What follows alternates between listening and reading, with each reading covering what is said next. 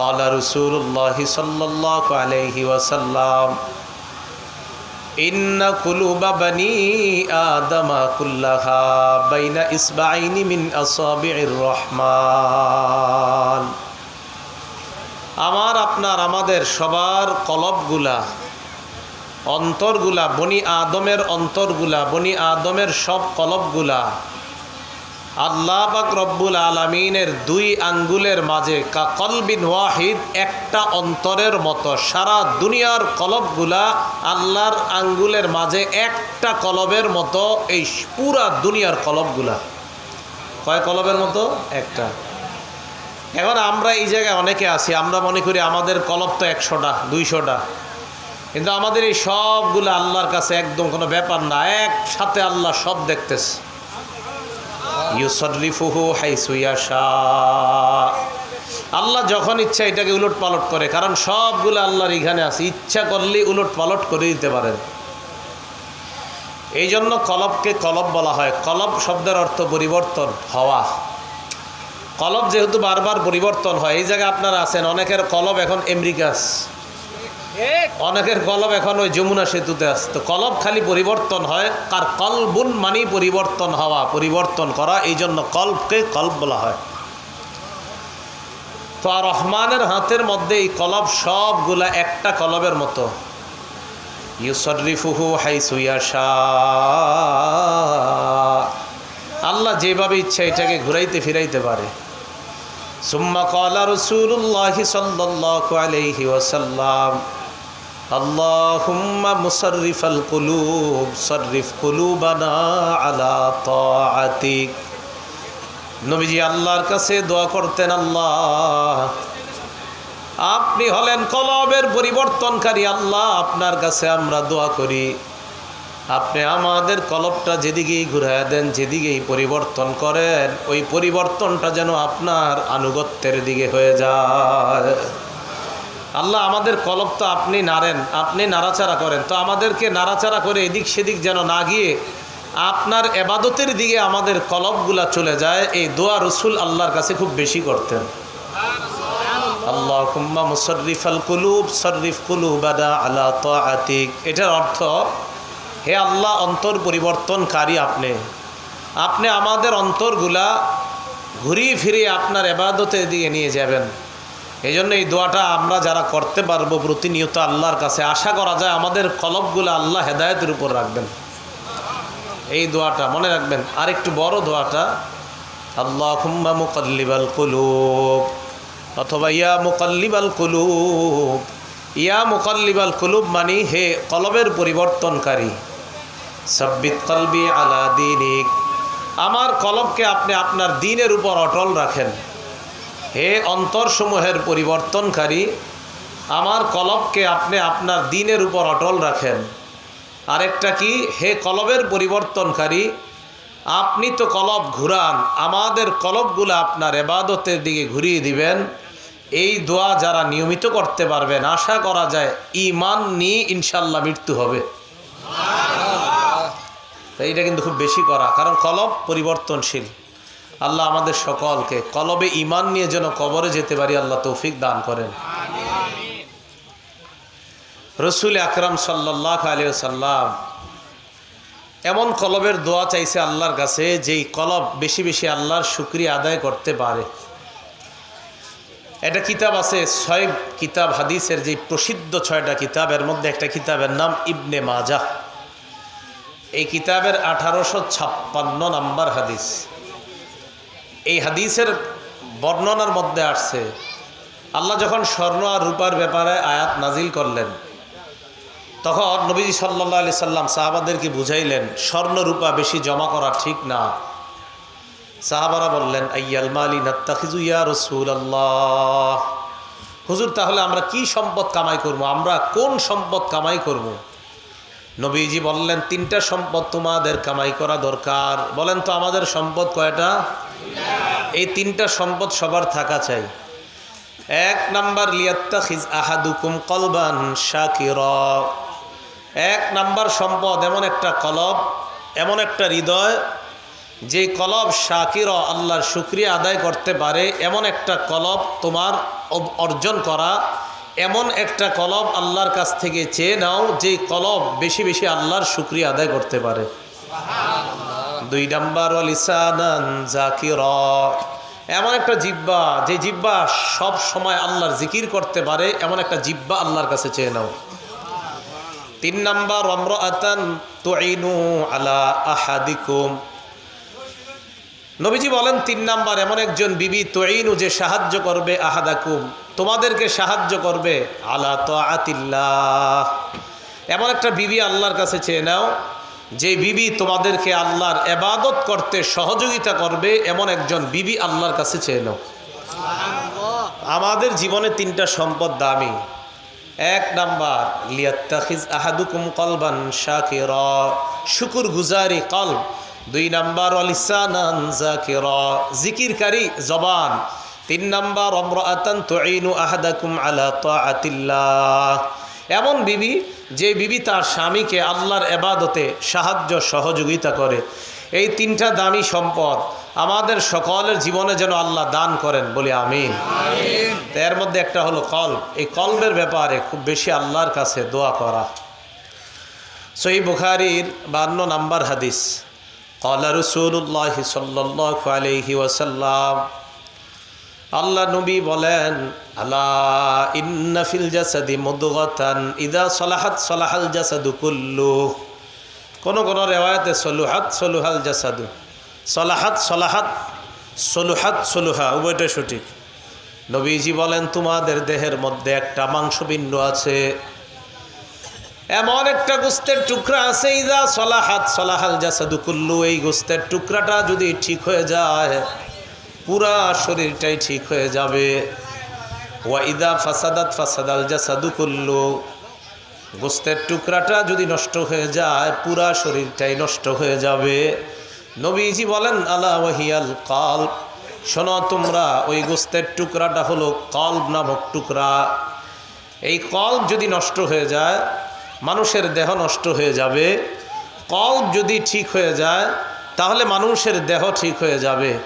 এজন্য রাসূল সাল্লাল্লাহু আলাইহি সাল্লাম বলেন, মানুষের দেহে গোস্তের একটা ছোট্ট টুকরা আছে, এটা ঠিক হলে সব ঠিক, এটা যদি ঠিক না হয় তাহলে সব নষ্ট হয়ে যাবে। আল্লাহ আমাদের সকলকে কলব নামক এই গোস্তটা যেন সংশোধন করতে পারি, আল্লাহ তৌফিক দান করেন। আমিন। মুসলিম শরীফের 2564 নাম্বার হাদিসের বর্ণনা, 2564। আমাদের মাদ্রাসাগুলোর পাঠ্যপুস্তক অনুসারে মোট হাদিস সংখ্যা হবে 3033টা। এই হাদিসের মধ্যে আসছে, ক্বালা রাসূলুল্লাহ সাল্লাল্লাহু আলাইহি ওয়াসাল্লাম, আল্লাহ নবী বলেন, লা তাহাসাদু, তোমরা পরস্পর হিংসা করবা না। ওয়ালা তানাজাসু, পরস্পর তোমরা একজন আরেকজনকে ধোঁকা দিবা না। ওয়ালা তাবাগদু, পরস্পর তোমরা বিদ্বেষ পোষণ করবা না। ওয়ালা তাদাবারু, একে অপরকে তোমরা শত্রুতা করার জন্য আড়ালে শত্রুতা করবা না, একে অপরের ক্ষতি করার জন্য আড়ালে চুপে চুপে শত্রুতা করবা না। আমরা দুইজন একজন আরেকজনের সাথে মুখোমুখি খুব ভালো, কিন্তু নিচে নিচে আমি ওনার ক্ষতি করতে চাই। নবীজি বললেন, ওয়ালা তাদাবারু, একে অপরের ক্ষতি করার জন্য আড়ালে তোমরা শত্রুতা করবা না। ওয়ালা ইয়াবি'বাদুকুম আলা বাই'i বাদিন, একে অপরের বিক্রয়ের উপর ক্রয় বিক্রয়ের উপর অন্য কেউ ক্রয় বিক্রয় করবা না। একজন আরেকজনের সাথে মাছ দামাদামি করতেছে, এই মুহূর্তে গিয়ে আপনি বললেন ভাই মাছটা কত, অথচ এই মাছ আরেকজন দামাদামি করতেছে, তো আপনি গিয়ে ওই টাইমে বলতেছেন ভাই মাছ কত। নবীজি বললেন, এক ভাইয়ের ক্রয় বিক্রয়ের উপর অন্য তোমরা কেউ ক্রয় বিক্রয় করবা না। একজনের সাথে একটা জিনিসের দাম হয়েছে 200, আপনি পছন্দ হওয়ার কারণে গিয়ে বললেন আমি 225 দিব, নাজায়েজ কাজ করছেন, কারণ উনি 200 দিতে রাজি হয়ে গেছে, আপনি কেন গিয়ে 25 বাড়ায় বললেন। এখন 25 বলার কারণে ক্রেতা চিন্তা করবে তাহলে আমি 25 কেন কম দিব, আরে 25 যেখানে বেশি এখানে দিই। নবীজিরা নিষেধ করছেন, ওয়াকুনু ইবাদাল্লাহি ইখওয়ানা, তোমরা পরস্পর ভাই ভাই হয়ে যাও। 1 নম্বরে বললেন লা তাহাসাদু, হিংসা করবা না। 2 নম্বরে বললেন ওয়ালা তানাজাসু, তোমরা ধোঁকাবাজি করবা না। 3 নম্বর ওয়ালা তাদাবারু তাবাগাজু, তোমরা বিদ্বেষ পোষণ করবা না।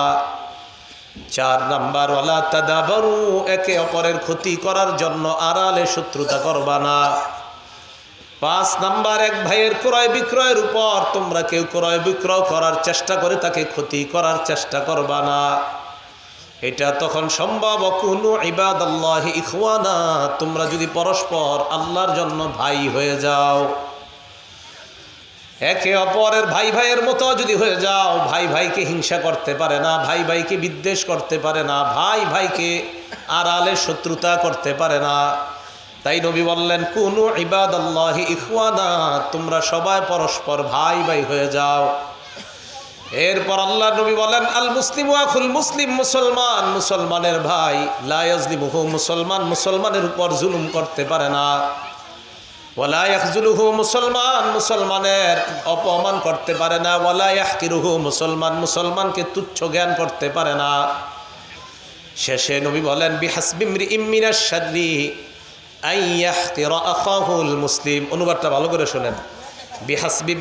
বিহাসবি ইমরিইম মিনাশ শাররি আন ইয়াহকিরা আখাহুল মুসলিম। নবীজি বলেন কোন মানুষ খারাপ হওয়ার জন্য, মন্দ হওয়ার জন্য এতটুকুই যথেষ্ট, এই মানুষটা তার অপর মুসলমানের ক্ষতি সাধন করতে চায়। একটা মানুষ খারাপ হওয়ার জন্য এতটুকুই যথেষ্ট, সে তার অপর মুসলমান ভাইয়ের আইয়াহকির, তুচ্ছ করতে চায়, অপর মুসলমানকে তুচ্ছ জ্ঞান করে, তুচ্ছ মনে করে, তার খারাপ হওয়ার জন্য এতটুকুই যথেষ্ট। তুমি যে একজন খারাপ মানুষ, তোমার জন্য এতটুকুই যথেষ্ট যে আরেকজন মুসলমান ভাইকে তুমি তুচ্ছ তাচ্ছিল্য করতে চাও। নবীজি এই কথাটা বললেন। বলার পর রসুল আকরাম সাল্লাল্লাহু আলাইহি সাল্লাম শেষে বলেন আত্তাকওয়া হাহুনা, আত্তাকওয়া হাহুনা। নবীজি বললেন তাকওয়া এখানে, তাকওয়া এখানে। বুকের দিকে আল্লাহ নবী ইঙ্গিত করে বললেন তাকওয়া এখানে। সালাসা মাররাত, 3 বার বললেন তাকওয়া এখানে, তাকওয়া এখানে, মানে কলবের, এই কলবটা হলো তাকওয়ার জায়গা। কারো যদি কলব ঠিক হয়ে যায় তাহলে সে হিংসা করবে না, সে বিদ্বেষ করবে না, সে আড়ালে অন্য কোনো মুসলমান ভাইয়ের ক্ষতি সাধন করতে চাইবে না। কারো মধ্যে যদি তাকওয়া অর্জন হয়ে যায়, তো এই জন্য তাকওয়ার জায়গাটা হলো কলব। তো কলব এটা হলো তাকওয়ার জায়গা। তো এই তাকওয়ার জায়গা তথা কলব, এটা যেন পরিচ্ছন্ন রাখতে পারি আমরা, আল্লাহ আমাদেরকে তৌফিক দান করেন। এই জন্য সূরা হুজুরাতের 3 নম্বর আয়াতে আল্লাহ বলেন উলাইকাল্লাযীনা ইমতাহানাল্লাহু কুলুবাহুম লিত্তাকওয়া, তারা ওই সমস্ত ব্যক্তি যাদের অন্তরগুলো আল্লাহ তাকওয়ার জন্য পরীক্ষা করেছেন। তাহলে তাকওয়া থাকার জায়গা হলো অন্তর, কলব। বলেন তাকওয়া থাকার জায়গা কোথায়? কলব। এই কলবে যখন তাকওয়া থাকবে তখন মানুষ একে অপরের ক্ষতি করবে না, মানুষ কারো পিছনে আড়ালে শত্রুতা করবে না। একজনের মেয়ের বিয়ে ঠিক হয়েছে, আপনি এখন চিন্তায় আছেন আর ওর মেয়ের বিয়ে এত ভালো জায়গায় কেন হবে, আপনি বাঁচতেছেন না, এখন ওর মেয়ের বিয়েটা যেন ভালো জায়গায় না হয়, আপনি আড়ালে তার শত্রুতা শুরু করলেন। তার মেয়ের ব্যাপারে বানিয়ে টানিয়ে অন্য প্রতিপক্ষকে এমনভাবে আপনি উপস্থাপন করলেন যে মেয়ের বিয়েটা এক পর্যায়ে ভেঙে যাওয়ার উপক্রম হয়েছে। রসুল আকরাম সাল্লাল্লাহু আলাইহি সাল্লাম বলেন অন্তর যখন তাকওয়া শূন্য হয়ে যাবে তখন মানুষ এক মুসলমান আরেক মুসলমানের এইভাবে ক্ষতি করবে। তাহলে কলব এটা হলো তাকওয়া থাকার জায়গা। আল্লাহ আমাদের সকলকে এই কলবকে যেন পরিশুদ্ধ করতে পারি, তৌফিক দান করেন। মুসলিম শরীফের 2564 নম্বর হাদিসের আরেকটা বর্ণনা, মানে এই হাদিসেরই তাকরার সারাত হাদিসটা পরে রসুল আকরাম সাল্লাল্লাহু আলাইহি সাল্লাম বলেন ক্বালা রাসূলুল্লাহি সাল্লাল্লাহু আলাইহি ওয়াসাল্লাম, আল্লাহ নবী বলেন ইন্নাল্লাহা লা ইয়ানজুরু ইলা আজসাদিকুম, নিশ্চয়ই আল্লাহ তোমাদের দেহের দিকে তাকান না, ওয়ালা সুয়ারিকুম, তোমাদের বাহ্যিক আকৃতির দিকে আল্লাহ তাকান না, ওয়ালাকিন ইয়ানজুরু ইলা কুলুবিকুম, আল্লাহ তোমাদের অন্তরের দিকে তাকায়। অন্তর যদি স্বচ্ছ হয়, দেখতে যদি কালো হয়, ওই মানুষের পায়ের জুতার আওয়াজ জান্নাতে শোনা যায়। হঠাৎ একটা হাদিস মনে পড়ে গেছে আর কি, কালো আসার কারণে। সোনামণি বুখারী শরীফের 1098 নম্বর হাদিস। এই হাদিসের মধ্যে আসছে রসুল আকরাম সাল্লাল্লাহু আলাইহি সাল্লাম হযরত বেলাল রাদিয়াল্লাহু তাআলা আনহুকে বললেন, বেলাল হাদ্দিসনি বিআরজা আমালিন আমিলতাহু ফিল ইসলাম, বেলাল তুমি আমাকে বলো এমন কি আমল তুমি করো যে আমলটা অধিক আশাব্যঞ্জক আমল, অধিক পছন্দনীয় আমল, যে আমলটা তুমি ইসলামের মধ্যে করো, ইসলাম গ্রহণ করার পর সবচাইতে আশাব্যঞ্জক আমল তুমি কোনটা করো আমাকে বলো। নবী তার সাহাবার কাছে জানতে চেয়েছে। হযরত বেলাল অবাক হয়ে গেছে, হুজুর আপনি এই প্রশ্ন করলেন? আল্লাহ নবী কয়, বেলাল কারণ আছে, ফাইন্নী সামিআতু দাফান আলাইকা বাইনা ইয়াদাইয়া ফিল জান্নাহ, আমি তোমার পায়ের জুতার আওয়াজ জান্নাতে আমার আশেপাশে শুনতে পাইছি। আমি জান্নাতে আমার আশেপাশে তোমার পায়ের জুতার আওয়াজ শুনছি। তুমি কি আমল করো যে আমলের কারণে তোমার পায়ের জুতার আওয়াজ জান্নাতে শোনা যায়? আপনাদের আস্তে আস্তে, আপনাদের এলাকায় নতুন তো, আমার বয়ানের নিয়ম কানুন হয়তো জানেন না আর কি। ভবিষ্যতে কিন্তু কখনো এরকম বয়ান হলে আশেপাশে আওয়াজ হলে আমার বয়ান শেষ হয়ে যায়। যদি পারেন এরকম আয়োজন করতে যে একটা আওয়াজও হবে না, তাহলে ওই বয়ানে আমি যাই, কিন্তু আওয়াজ হলে যাই না। যা আজকে প্রথম তো তাই কিছু বললাম না। তো রসুল আকরাম সাল্লাল্লাহু আলাইহি সাল্লাম, প্রশ্ন হইতে পারে কেন? সোজা উত্তর, আমি হয়তো আল্লাহর কথা বলবো, না হয় রসুলের কথা বলবো, আর এই টাইমে অন্য কথা কেন হবে? না, অন্য কথা হতেই পারবে না। হবে ওয়াজ শেষ হয়ে যাবে, আল্লাহর কথা রসুলের কথার সময় অন্য কথা হবে না। হলে মাইকে আসবেন, তা আপনি বলবেন আমরা শুনবো, সোজা হিসাব। রসুল আকরাম সাল্লাল্লাহু আলাইহি সাল্লাম হযরত বেলাল রাদিয়াল্লাহু তাআলা আনহুকে বললেন, বেলাল কি আমল করো? তো বেলাল রাদিয়াল্লাহু তাআলা আনহু বললেন, ইয়া রাসূলুল্লাহ, আমার জানা মতে আশাব্যঞ্জক এমন কোন আমল আছে কিনা আমার জানা নাই। এই কথা বলার পর আল্লাহ নবী বললেন, বেলাল চিন্তা করে দেখো কি আমল তোমার আশাব্যঞ্জক। হযরতে বেলাল বললেন, ইয়া রাসূলুল্লাহ, গায়রা আন্নী লাম আতাতাহহার বিতুহুরিন ফি সাআতি লাইলিন আও নাহার, রাতে অথবা দিনের বেলা যখনই আমি ওযু করি, ইল্লা সাল্লাইতু মা কুতিবালি আন উসাল্লিয়া, আমাকে আল্লাহ যতটুকু তৌফিক দান করে এই পরিমাণ আমি সালাত আদায় করি ওযু করার সাথে সাথে। আল্লাহ নবী বললেন, বেলাল তোমার এই আমলটা আল্লাহর কাছে এত পছন্দ, ওযু করার সাথে সাথে তুমি যেই সালাত আদায় করো, নামাজ আদায় করো, এই কারণে আমি তোমার পায়ের জুতার আওয়াজ জান্নাতের মধ্যে শুনতে পাই।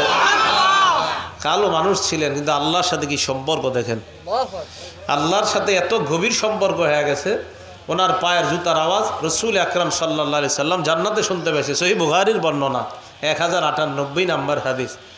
তো বুঝাইতে চাইলাম, আল্লাহ পাক রব্বুল আলামিন আমাদের দেহ অনেক বড়, আমাদের চেহারা অনেক সুন্দর, এটা দেখে না। ওয়ালাকি ইয়ানজুরু ইলা কুলুবিকুম, আল্লাহ অন্তর দেখে। আল্লাহ আমাদের সকলকে অন্তরগুলা পরিশুদ্ধ করার তৌফিক দান করেন। মনে রাখবেন, হেদায়েতের কেন্দ্র হলো দিল, অন্তর। বলেন, হেদায়েতের কেন্দ্র কোথায়? অন্তর, দিল। সূরা তাগাবুন 11 নম্বর আয়াত, আল্লাহ বলেন, ওয়ামাই ইউমিন বিল্লাহি ইয়াহদি কলবাহ, যেই ব্যক্তি আল্লাহর উপর ঈমান আনে, আল্লাহকে বিশ্বাস করে, আল্লাহ তার কলবকে হেদায়েত দান করে দেয়।